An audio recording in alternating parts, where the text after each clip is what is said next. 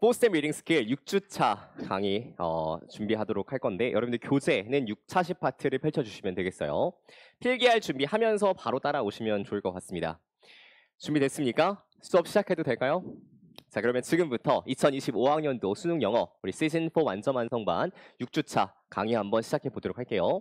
오늘 들어가는 1번 문제부터 우리 지난주에 했었던 순서 찾기 파트를 그대로 이어서 문제를 진행할 건데 우리 지난주에 학습했었던 순서 찾기 어떻게 접근했는지에 대한 접근법 간략하게 정리하고 1번 문제로 들어가 보도록 하겠습니다. 1번 문제 하단에 공란이 좀 있죠. 거기에다가 필기 작성 정리해 주시면 돼요. 이렇게 필기할게 36번부터 37번까지에 해당하는 문제 유형을 우리가 순서 찾기라고 정리를 합니다.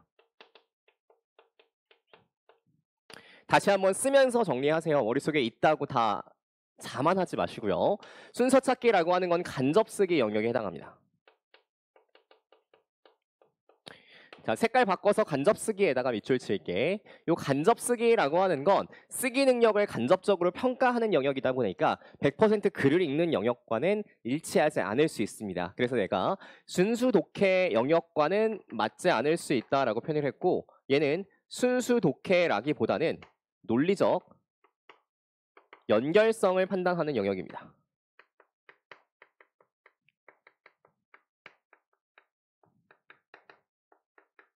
근데 항상 이런 걸 생각해 보셔야 돼요. 무언가를 판단할 때에는 아무렇게나 자기적으로 판단하지 않고 논리적으로 옳고 그른지를 판단할 때에는 반드시 그 기준점이 필요합니다. 그렇죠? 그래서 기준이 3가지가 있어요.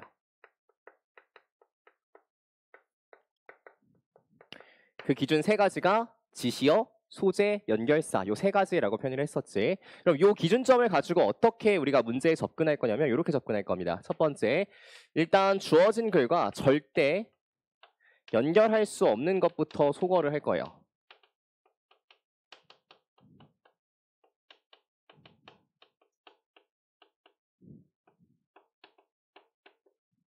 자, 색깔 바꿔서 필기할게요. 이러면 소거를 하려고 할 때 혹시 얘가 소거가 되는지 안 되는지 조금 애매하게 느껴지는 것들도 있을 겁니다. 그러면 그냥 잠깐 남겨놓을게요. 알겠죠? 애매하면 남겨놓습니다.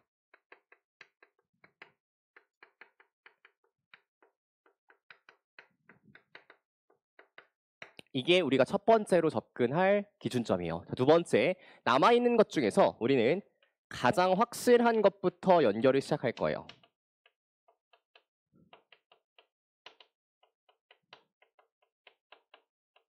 가장 확실한 것부터 연결을 시작할 텐데 자, 지금부터 색깔 바꿔가지고 가장 확실한 것부터 연결한다. 여기에다가 밑줄을 좀 긋고 이게 무슨 의미를 나타내는지 이야기 좀 해보도록 하겠습니다. 첫 번째, A, B, C가 이렇게 있는데 여러분들 A가 소거가 되고 B가 소거가 되고 C가 처음에 온 상황이야. 그럼 지금 가장 확실한 건 뭐예요? C가 처음에 올 수 있다는 게 가장 확실하지. 그리고 나서 이제 A가 맞는지 B가 맞는지를 결정을 할 텐데요. 여러분들 이 상황에서 잘 봐봐. A도 가능하고 B도 가능할 것 같은 판단이 들었어요. 생각이 들었어.